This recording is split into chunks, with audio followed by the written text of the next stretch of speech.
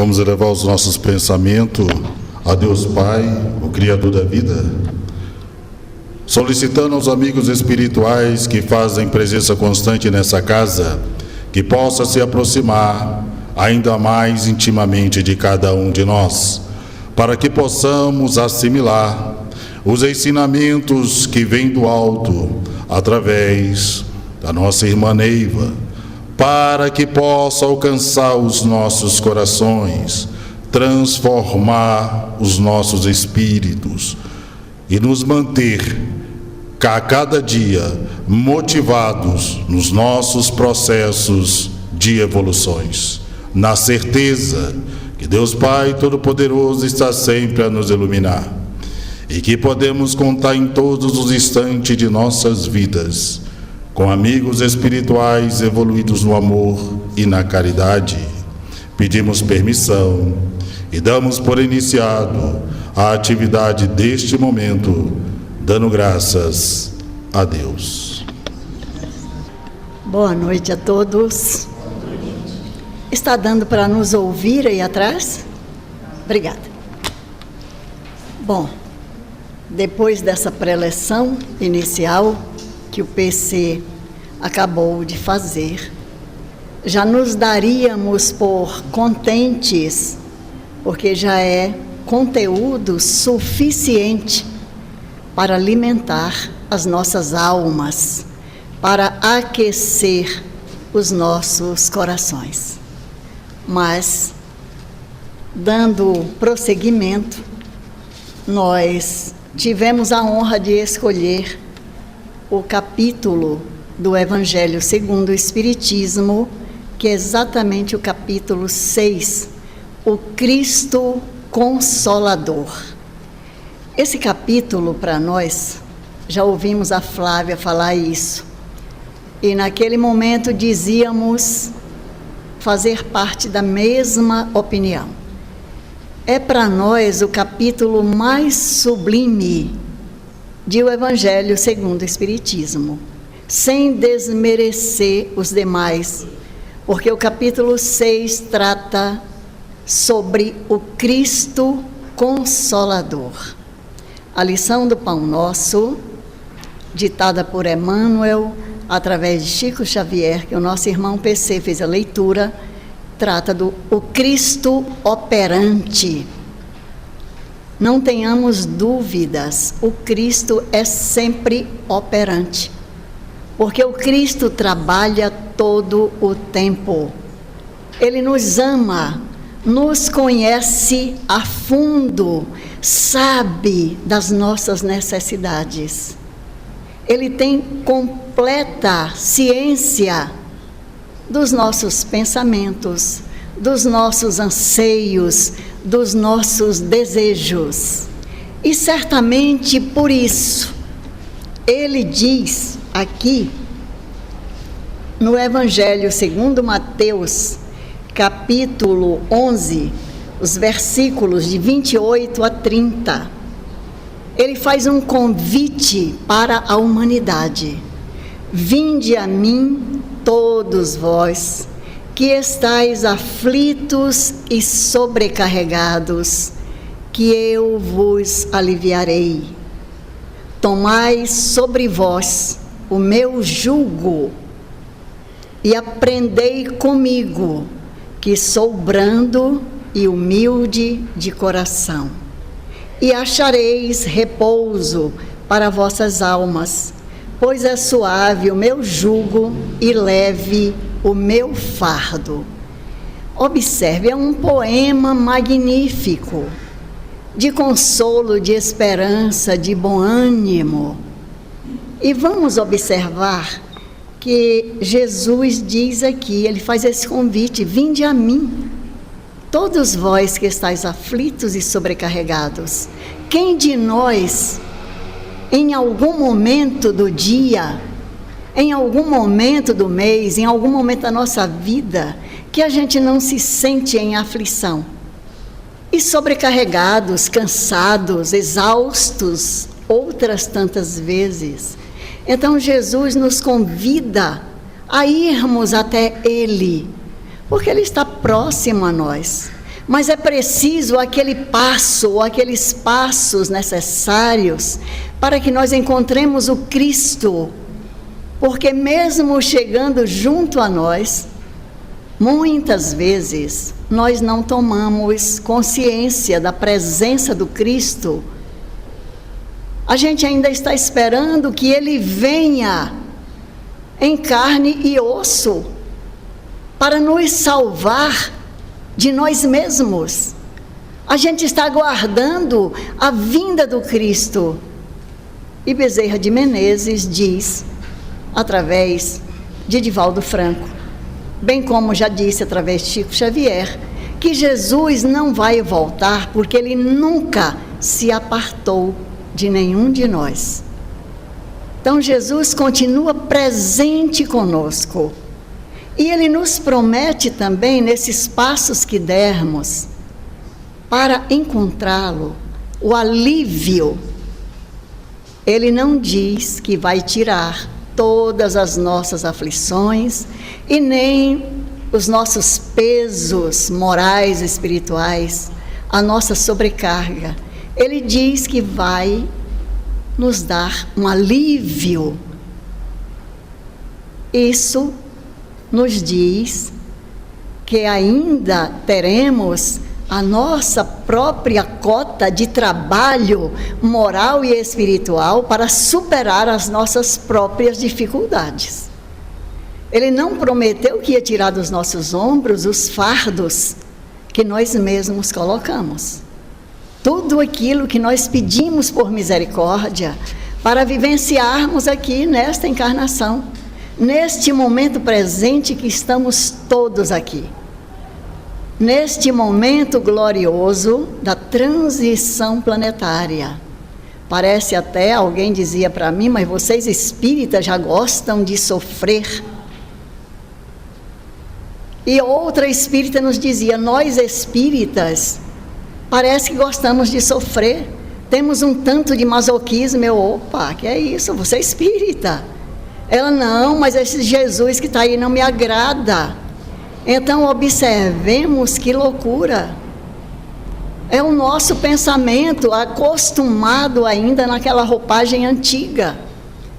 Ainda não despimos a criatura humana velha, rançosa, preconceituosa. Ainda estamos nessa. E os próprios espíritas, pessoas do movimento, e olha, pessoas que pensávamos ser assim de grande galhardia, quer dizer, de grande coragem. Isso nós estamos falando do movimento espírita do Oeste Baiano. Pessoas que conhecíamos, laboriosas, sabe, aquelas pessoas que estavam à frente. Ultimamente essas pessoas andam dizendo que a missão que tinham no Espiritismo já cumpriram. Eu achei aquilo tão estranho. Não, esse Jesus que está aí, não me agrada. Meu Deus, Jesus doou-se por inteiro. Verteu sangue, o seu sangue na cruz.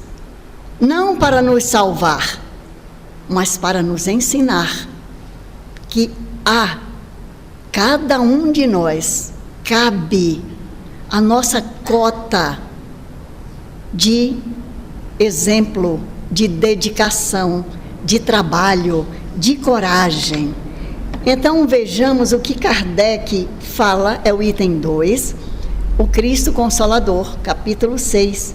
Kardec vai falar sobre esse convite de Jesus, vinde a mim, todos vós que estáis aflitos e sobrecarregados. Ele diz, todos os sofrimentos, misérias, decepções, dores físicas, perda de entes queridos, encontram consolação na fé no futuro, na confiança, na justiça de Deus, que é que o Cristo veio ensinar aos homens, sobre aquele que, ao contrário, nada espera após esta vida, ou que simplesmente duvida, as aflições caem com todo o seu peso e nenhuma esperança lhe diminui o amargor.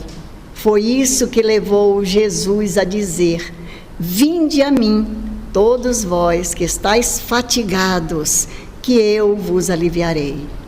Entretanto, continua Kardec dizendo, entretanto, faz depender de uma condição a sua assistência e a felicidade que promete aos aflitos. Essa condição está na lei por ele ensinada. Seu jugo é a observância dessa lei. Mas esse jugo é leve e a lei é suave, pois que apenas impõe como dever o amor e a caridade. Gente, é um outro poema sublime que Kardec imprime na explicação desta passagem do Evangelho de Jesus. Porque nós vamos observar que em nenhum momento Jesus trouxe o desânimo para nenhum de nós. Observemos do tempo de Jesus para cá. Nós estamos no ano 2025 da era cristã. Do nascimento de Jesus para cá. Esse espírito sublime que trouxe uma nova demarcação para o tempo. Com a vinda de Jesus, acreditando nele ou não, duvidando ou não, Jesus é o marco, antes dele e depois dele. Todos os achados arqueológicos, quando estudados pelos cientistas, pelas pessoas que estudam arqueologia, pelos arqueólogos, eles vão datar aquele objeto, ou aquele animal, ou aquele osso, vai datar, tendo em vista o nascimento de Jesus. Então, esse achado aqui pertence a 3 séculos antes de Cristo. Este outro aqui é no século I da era cristã. Então, observemos como Jesus é. Ainda não entendemos muito bem Jesus, o Cristo de Deus. Quando Kardec pergunta qual seria o espírito que teria nascido no planeta Terra, que teria condições de servir de guia e modelo. Está lá em O Livro dos Espíritos, e a resposta é com uma palavra. Espírito de verdade diz: Jesus. Então, Jesus é o guia e o modelo da humanidade. Aí alguém diz: não, mas Jesus está muito distante. Então, vamos nos aproximar de pessoas que vivenciaram os ensinamentos de Jesus. E nós temos vários. Na Igreja Católica, nós temos um Francisco de Assis, que veio para trazer uma inovação, fazer uma revolução na Igreja Católica, para que as pessoas se despissem da vaidade, da ostentação. Francisco aderiu à pobreza, mas nós estamos vendo que isso ainda não é suficiente para nós outros. Ainda temos alguma coisa que tem aí uma doencinha chamada porofobia, que é o medo de pobre. Então, os franciscos têm sido, assim, grandes exemplos. Francisco de Assis, um Francisco Cândido Xavier, dentro do movimento espírita. De novo, na Igreja Católica, o Papa Francisco. Então, são espíritos sublimes que vêm nos ensinar como devemos seguir Jesus. Exemplos de humildade, de descer do pedestal, porque nós estamos aqui nesse pedestal que o Jorge Cauí construiu, de pedra. Tem essa escadinha aqui, a gente sobe. E às vezes nós achamos que somos grandes, mas a gente sobe aqui exatamente pela nossa pequenez, para a imagem ficar melhor. A nossa imagem não, a imagem do Evangelho. para que a lição da noite ela seja melhor ouvida, porque a lição não é nossa. Fazemos questão de ler, porque aqui está, abrindo o capítulo 6, o Cristo Consolador. Então nós temos que ver esses exemplos. Madre Teresa de Calcutá. Então observe. Ontem eu ouvi o Haroldo Dutra citando uma frase de Madre Teresa, que ela dizia que as mãos que operam, as mãos que ajudam, as mãos que trabalham, são maiores do que as bocas que oram. Porque muitas vezes as nossas preces são muito bonitas em palavras, mas são ocas em sentimento, em emoção. Haroldo Dutra, ontem eu ouvia ele falando sobre essa frase de Madre Teresa de Calcutá, da Igreja Católica. Aqui na Bahia tivemos uma irmã Dulce, um nobre caráter, uma alma doce que se dedicou à causa dos menos favorecidos. Ela disse, olha, quem assistiu o filme da irmã Dulce, está lá grafada essa frase dela.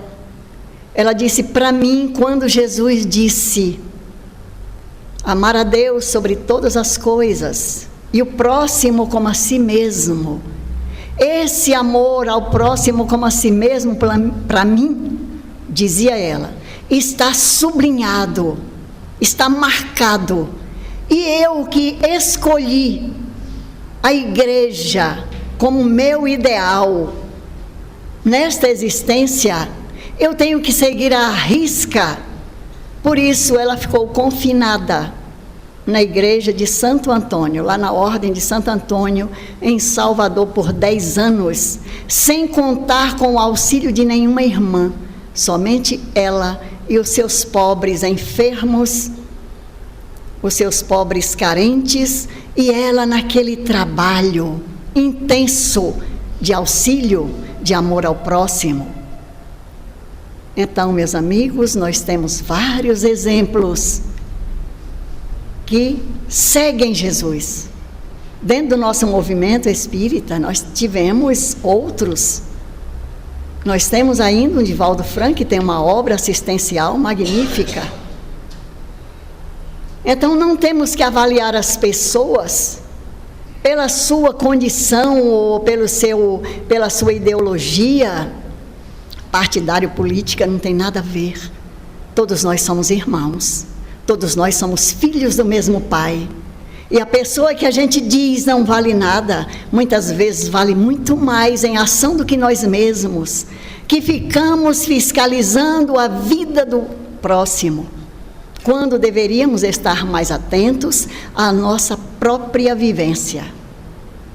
Então, o Divaldo tem A Mansão do Caminho, uma obra magnífica, que atende, não é só espírita não, talvez espíritas sejam poucos, mas atende muita e muita gente, de outras religiões.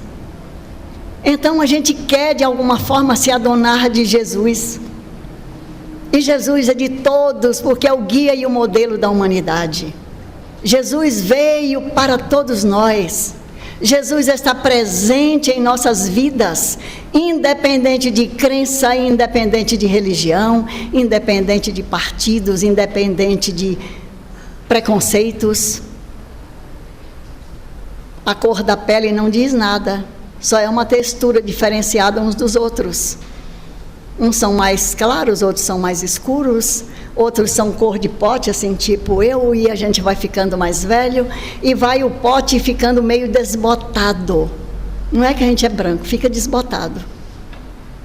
Então, somos todos filhos do mesmo Pai. Por que diferenciar uns dos outros?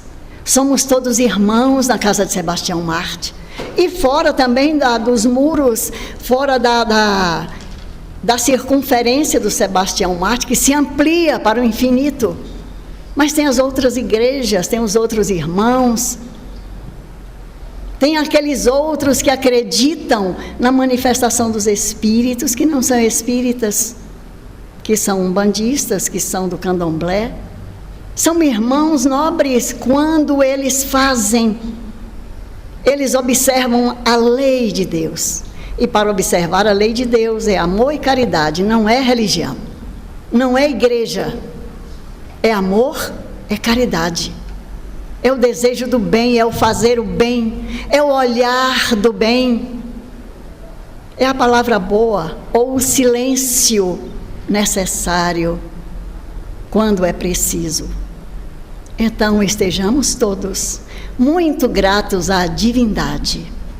E para nós concluirmos nesta passagem do Vinde a mim, da gratidão, nós vamos lembrar a professora, a poetisa Amélia Rodrigues, que encontrou em Divaldo Franco o respaldo para escrever o poema da gratidão, quando ela diz: Senhor da vida, muito obrigada pelo ar que nos dás, pelo pão que nos deste, pela roupa que nos veste, pela alegria que possuímos, por tudo de que nos nutrimos. Muito obrigada, Senhor, pelos olhos que eu tenho, olhos que veem os céus, a terra e o mar, olhos que contemplam toda a beleza, olhos que se iluminam de amor ante o majestoso festival de cor da generosa natureza. Mas, Senhor, e aqueles que perderam a visão, deixa-me rogar por eles ao teu nobre coração, porque eu sei que depois desta vida além da morte, eles voltarão a ver com alegria incontida. Muito obrigada, Senhor, pelos ouvidos meus, ouvidos que me foram dados por Deus. Muito obrigada porque eu posso escutar o teu nome sublime e assim eu posso amar. Mas muito obrigada também por todos os outros ouvidos que registram a sinfonia da vida, no trabalho, na dor, na lida, o canto e o gemido do vento nos galhos do almeiro, as lágrimas doridas do mundo inteiro e a voz longínqua do cancioneiro. Mas, Senhor, e aqueles que perderam a faculdade de escutar? Deixa-me por eles rogar, porque eu sei que depois dessa prova, na vida nova, eles voltarão a escutar. Muito obrigada, Senhor, pela minha voz, mas também pela sua voz, pela voz que ilumina, pela voz que ensina, pela voz que alfabetiza, pela voz que evangeliza, pela voz que fala de amor. Muito obrigada, Senhor. Recorda-me sofrendo daqueles que perderam o dom de falar e o teu nome não podem pronunciar. Os que vivem atormentados na afasia, que não falam à noite nem cantam de dia. Mas eu rogo por eles, porque eu sei que mais tarde no teu reino, eles voltarão a falar, a cantar. Muito obrigada, Senhor, por estas mãos que são minhas, alavancas da ação, do progresso, da redenção. Mas muito obrigada também por todas as outras mãos, pelas mãos de adeuses, pelas mãos de ternura, pelas mãos que acarinham, pelas mãos que elaboram as leis, pelas mãos que cicatrizam feridas, retificando as carnes sofridas, balsamizando as dores de muitas vidas, pelas mãos que ajudam os que sofrem, os que padecem, pelas mãos de trabalho, que aram, que semeiam, que colhem, pelas mãos de arte, pelas mãos de passes e de preces, pelas mãos de cirurgias, pelas mãos de psicografias, pelas mãos de poesia, pelas mãos de pintura, pelas mãos de brandura, pelas mãos que brilham nestes traços, como estrelas sublimes fulgindo em meus braços, e pelos pés que me levam a marchar, ereta, firme a caminhar, pés da renúncia que seguem, humildes e nobres sem reclamar. Mas, Senhor, e aqueles que perderam a capacidade de se movimentar? Os que estão paralisados, deformados, aleijados, estropiados? Aqueles que ficaram retidos na expiação por ilusões de outras encarnações? Eu rogo por eles e posso afirmar que após a lida dolorosa da vida, hão de poder bailar e em transportes sublimes outros braços afagar. Sei que a Ti tudo é possível, Senhor, mesmo aquilo que para o mundo pareça impossível. Muito obrigada por fim pelo meu lar, o recanto de paz, a escola de amor, a mansão de glória. Muito obrigada pelo lar que eu tenho e pelo amor que é meu. Mas se eu sequer nenhum lar tiver, nem um teto amigo para me confortar, nenhum outro abrigo onde eu possa estar, mesmo assim, eu direi, cantarei ainda, muito obrigada, Senhor. Muito obrigada porque eu nasci. Muito obrigada porque eu creio em Ti e porque me socorres com amor. Hoje e sempre, muito obrigada, Senhor. Que o Senhor da vida nos abençoe a todos. O PC nos deu aqui a honra de estarmos fazendo a prece final. E esse momento é o momento do passe.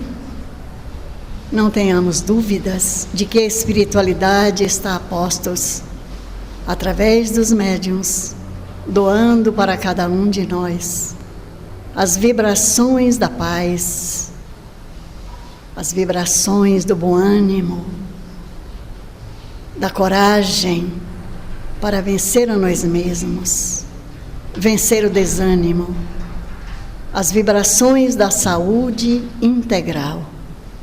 Desta forma, com José Silvério Horta, através da mediunidade de Chico Xavier, oração.